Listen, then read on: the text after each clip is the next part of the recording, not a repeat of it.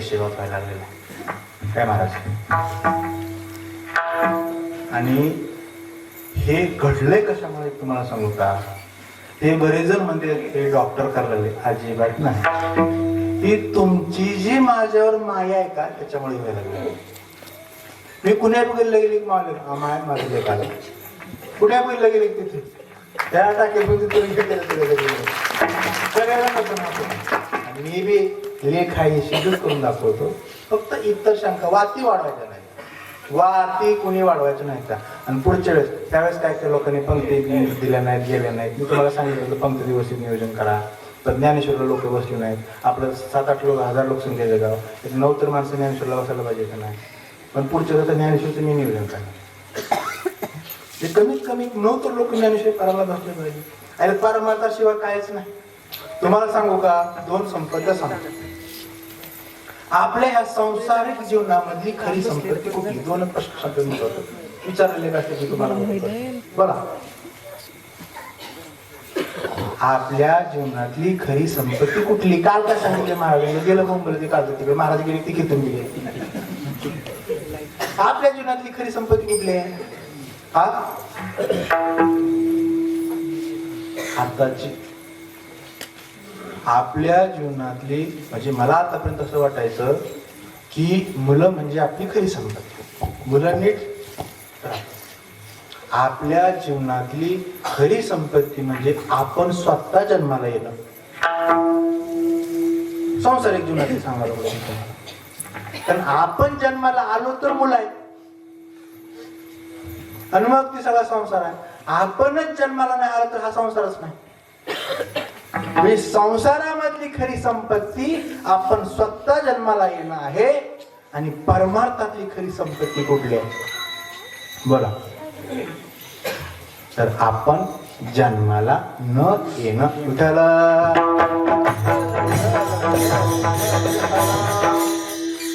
खरंय का महाराज संतोष महाराज. आपण जन्माला न येणं ही परमार्थातली संपत्ती आहे. बीज भाजवणी केली नाही आम्हा जन्म नाही. साखरेचा कैसा ऊस तैसा आम्हा गर्भ. मग जन्म कधी होणार नाही. जन्माला आपण कधी येणार नाही. देव साध्य केला तर आपण देव साधला तर. आणि देव कसा साधू कधी साधू कशा पद्धतीने साधता येते. साधावा तो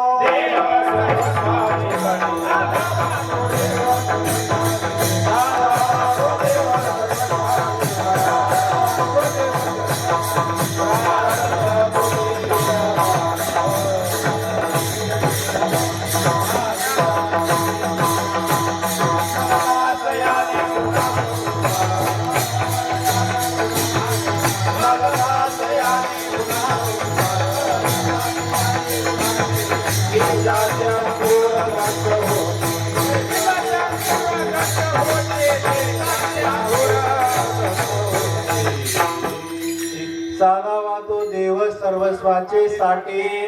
सर्वस्वाचे साठी ह्या शब्दाचा अर्थ आहे बदल्यात. साठी या शब्दाचा अर्थ आहे बदल्यात. म्हणजे देव कसा साधता येतो तर देवाला सर्वस्व दिल्यानंतर देव साधता येतो. आणि मग काय होतं. मग कास याने पुन्हा संसार बीजाचे अंकुर दत्त होती. एकदा बी भाजलं. दग्ध म्हणजे जळणे.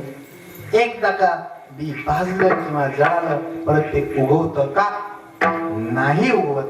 तसं आपण परत जन्माला न येणं ही आपली परमार्थामधली संपत्ती आहे. तर आपण जन्माला न येऊन कुठं जायचंय. ब्रह्म चैतन्य तत्वामध्ये विलीन व्हायचं आहे. नवे नवे ब्रह्म चैतन्य तत्व व्हायचं किंवा आपणच ब्रह्मचैतन्य तत्व आहोत. शेवटची अवस्था ब्रह्मचैतन्य तत्व सोडून दुसरं काही नाही. ही अवस्था ह्या जीवानं प्राप्त करणं ही ह्याला परमार्थाची संपत्ती म्हणायची. झाला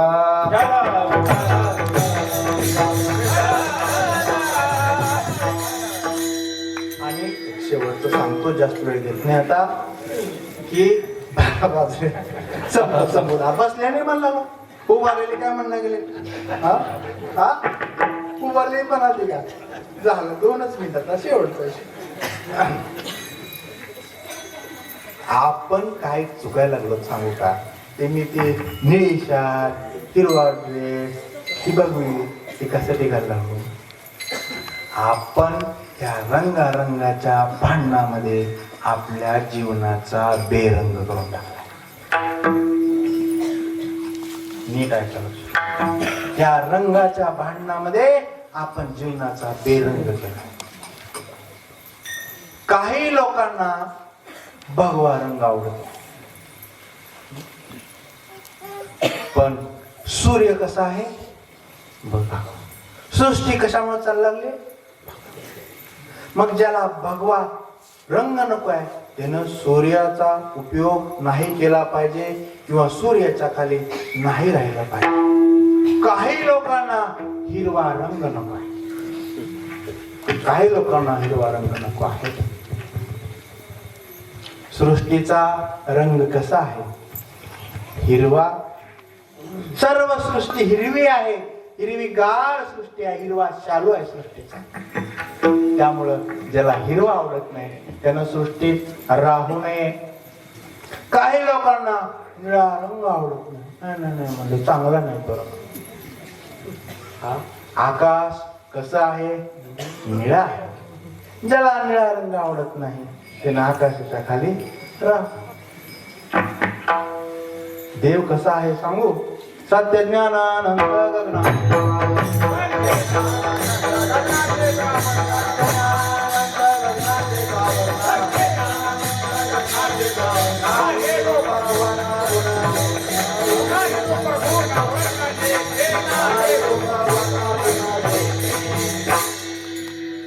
देव कसा आहे?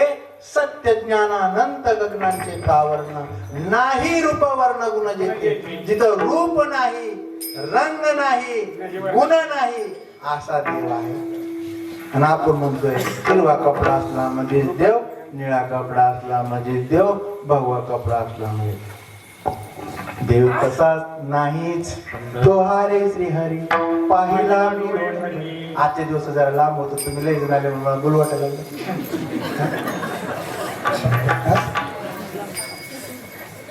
सत्य ज्ञानानंद गगनाचे शेवटचं 1 मिनिटात 1 मिनिटात. माणसाला जीवनामध्ये 3 गोष्टी पाहिजेत आणि 3 गोष्टी नको आहेत. बघा कुठल्या 3 गोष्टी नको आहेत? बोला. पहिली गोष्ट दुःख नको, ते शेजारीला जाऊ दे. दुःख आम्हाला नको, फक्त शेजारी. दुःख नको आहे. दुसरी गोष्ट कोणती? मृत्यू पाहिजे काय? नको. नको आहे. ज्याला पाहिजे असेल त्यानं माझ्याकडे इंडियनची बॉटल आहे, लगेच औषध आहे माझ्या सगळ्या आजारावर. माणसाला मृत्यू नको आहे, दुःख नको आहे. तिसरी गोष्ट सांगा कुठली नको आहे? बोला. आपल्याला कोणी मूर्ख म्हणजे आवडतं? बरोबर. तू लय मूर्ख आहे बाबा, असं म्हणलं तर तू काय लय मूर्ख हसत मी म्हणलं तर आवडत नाही. म्हणजे आपणाला दुसऱ्यांनी आज्ञांनी म्हणलेलं आवडत नाही. म्हणजे या जीवाला 3 गोष्टी नको आहेत. पहिली गोष्ट आहे दुःख नको आहे, दुसरी गोष्ट आहे मृत्यू नको आहे, आणि तिसरी गोष्ट काय आहे? अज्ञान नको आहे या जीवाला. मग काय पाहिजे? या जीवाला 3 गोष्टी हव्या आहेत. ज्या अर्थी दुःख नको आहे त्या अर्थी काय पाहिजे? सुख पाहिजे. ज्या अर्थी मृत्यू नको आहे त्या अर्थी काय पाहिजे? अमरत्व पाहिजे. ज्या अर्थी अज्ञानी म्हणलेलं आवडत नाही त्या अर्थी आपणाला काय पाहिजे? ज्ञानी म्हणावं असं लोकांनी वाटतं. प्रत्येकाला वाटतं लोकांनी काय म्हणावं? मला ज्ञानी म्हणावं असं वाटतं. नसलं तरी म्हणावं. म्हणजे माणसाला 3 गोष्टी कुठल्या? सत्य, चित्त आणि आनंद हे पाहिजे. हे जीवाची खरी प्रवाह आहे. म्हणजे या जीवाला काय पाहिजे? सच्चिदानंद पाहिजे. विठाला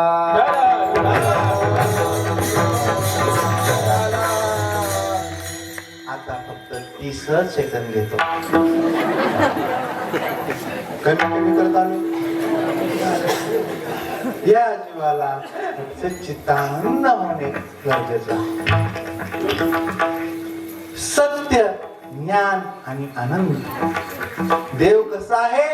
सत्य म्हणजे देव. आपण सत्यनारायण घालतो ना घरी, भरपूर पळ्या करतो त्या सत्यनारायणला, पण काही उपयोग नाही त्याचा. सत्यनारायण या शब्दाचे 2 अर्थ निघतात. एक, सत्य हाच नारायण.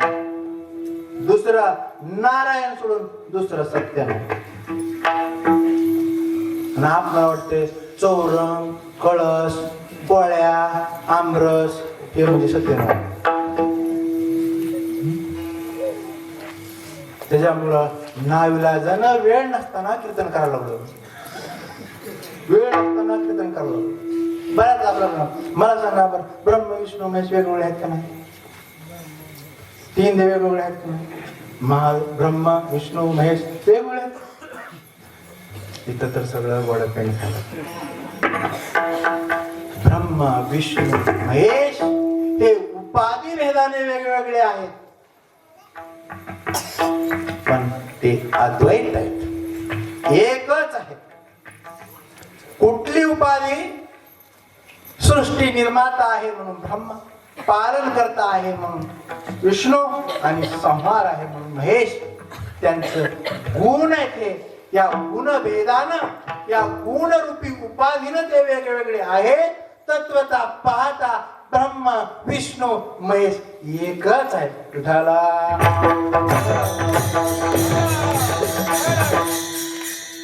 15 सेकंदाचा आता नाही, पुढे वाढवत. गॅरंटीनं सांगतो, आपण आपल्यातला भेद सोडला पाहिजे. अभेद तत्व आहे हा वारकरी संप्रदाय. जगाच्या पाठीवर एवढा एकच संप्रदाय आहे जो मानवता धर्माला मानून त्याच्या स्वरूपानं आचरण करतो. आपल्याकडे सगळे सकळाशी येते आहे आधी काय काय लोक म्हणतात, हे नालायक लोक तिकडे, खरं तर तीच नालायक बाहेर. इथं कुणाला नालायक? एकदा इथं आला की देव, एकदा ह्या मंडपात देवळात आला की देव. पुढे काय बोलायचं? सगळाच येते आहे अधिकार कलियुगी उदार झालं. आता खरंच 4 दिवसापासून तुम्ही उभे आहात. ते सेवाचे माय बापू आणि अशाच पद्धतीनं उद्याचं कीर्तन जे आहे अनिल वेदांताचार्य अनिल महाराज पाटील बाबांचं आहे. आणि परवाचं कीर्तन बाकीच्या गावचे लोक आहेत, जयवंत महाराज बोधले कसल्याही परिस्थिती येणारच आहेत. त्यामुळं अतिशय सुश्राव्य असं कीर्तन त्यांचं होणार आहे. काय झालं रे? दुधा होय, मला लेकरून आले तर वाटलं. हा कटवा झालं. हा तर अतिशय इथून पुढे चांगले, म्हणजे अगोदरही सगळे चांगले कीर्तन झाले आहेत. खरंच केशेगावला ते अगोदरच ते पुण्यवान गाव आहे आणि ह्या बाकीच्या संतांचं पालन आणखी पुण्यवान होते. तर आपण सगळे कीर्तन करा. आणि बुधवारी काला होणार आहे. आणि आता इथून पुढे सांगतो तुम्हाला महत्वाची गोष्ट सांगतो. हा सप्ताह म्हणजे काय कुत्र्याच्या छत्रीसारखं उघडलेलं नाही, हे लक्षात घ्या. या सप्त्याचे महत्व आहे. एकादशीला सप्ताह सुरू झालेला आहे, तृतीयेला संपलेला आहे. पहिले तुम्ही सगळे जुनी मंडळी आठवा कोण होत होते. इथून पुढे सप्ताह हा एकादशीलाच सुरू होईल आणि ज्या दिवशी तृतीयेला संजीवन समाधी घेतले त्या दिवशी समाप्त होईल. अजिबात कुणी वाट्या काढायच्या नाही, कोणीच काय करायचं नाही. आपल्या पांडुरंगाच्या संप्रदायामध्ये दिवाळा दसरा ह्याला महत्व नाही. आपल्याकडे कुठला दिवाळी दसरा आहे? दसरा दिवाळी तोची माझा सण सखे हरिजन आणि बऱ्याच जणांनी ह्यावेळी जरा म्हणजे मला दारेवर धरल्याने केलं. त्यांना माझी विनंती आहे, पुढच्या वेळेस मी महिनाभर अगोदर विचारणार काय जणांनी पंक्ती दिली नाही चुकीचं आहे. पुढच्या वेळेस असं काय मान पान वगैरे काय ठेवणार नाही. एकादशीला सप्ताह सुरू होणार, 6 कीर्तन होणार, 7वं काल्याचं होणार. कुणी त्याच्यात मनानं वाढवायचं काही कारण नाही, कुणी कमी करायचं काही कारण नाही. कारण हा आपला ऐतिहासिक सप्ताह आहे. उगा मला वाटलं पण मी 10 कीर्तन ठेवली काय अडचण आहे. दुसरे नवीन कीर्तन क्षेत्र सप्ताह करते. हा सप्ताह हा माऊलीच्या संजीवन समाधीचा सोहळा आपण मार्चचा करतोय, त्याला 15 दिवसाचा काय अडचण आहे, आपण सुरू केलं. पण या सप्त्यामध्ये अजिबात कुठल्याही स्वरूपाचं, कारण 100 वेळा मी म्हटलं अरे बाबा, म्हणजे बरेच लोक होते. तुम्हाला एक गोष्ट सांगतो, एक मोठी व्यक्ती आपल्या भारताच्या राजकारणामधली, केंद्रामध्ये मोठी मोठी पदं मिळाली, पंतप्रधान लेवल पदापर्यंत गेली, परंतु रयत शिक्षण संस्थेचं अध्यक्षपद कधी सोडलं नाही. केंद्रातलं मंत्रीपद सोडलं, पण रयत शिक्षण संस्थेचं अध्यक्ष सोडलं नाही का? म्हणजे त्याच्यातून मला विद्यार्थ्याचं कल्याण करायचं. तसं आता मला अध्यक्ष करू नका, पण अध्यक्ष मीच आहे, थोडं लक्षात ठेवायचं. उठाला ज्ञानेश्वर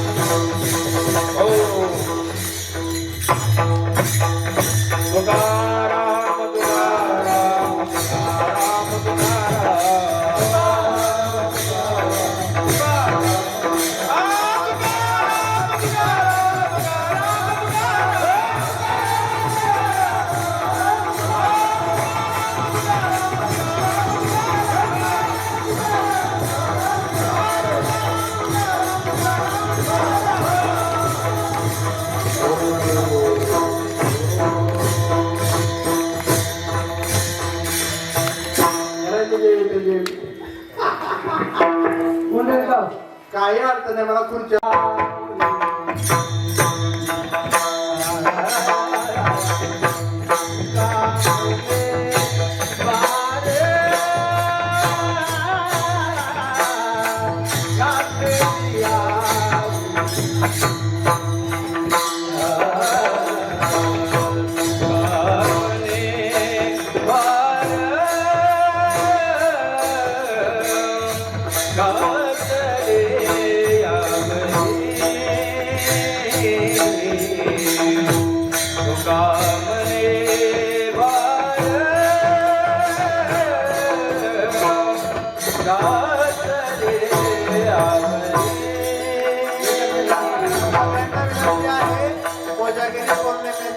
दूध वाटप होणार आहे, दूध घेतल्याशिवाय कोणी जाऊ नका.